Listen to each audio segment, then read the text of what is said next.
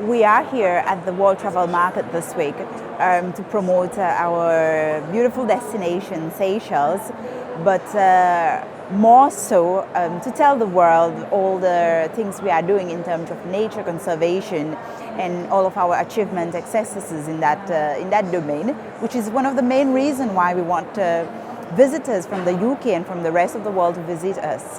Seychelles, I would say, nature conservation has been there for as long as I can remember. The tourism industry is actually built on environmental conservation. Our success in the industry is because of nature conservation, is because of all the policies the government have put in place over decades that have made us achieve so much in terms of tourism.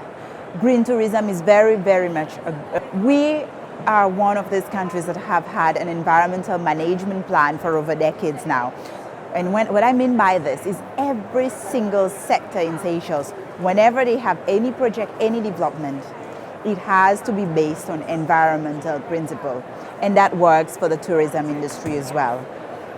But very recently, we have embarked on more innovative projects because, as you know, nature conservation, it does not come for cheap. It costs a lot of money for you to do research and to know exactly what you're protecting as well. So last year, there was the launch of the Debt to Nature Swap, which essentially, in very simple terms, it was the government made a deal whereby instead its debt to a portion of its external debt to external debtors were cancelled, and that money, instead of being paid to the debtors, was paid into a trust fund whereby the money was used for marine conservation projects. And we've had philanthropists, the like of Leonardo DiCaprio, who've also invested funds into that trust fund, contributing towards nature conservation in Seychelles. UK market is a very important market for us. It's in our top 5 markets actually.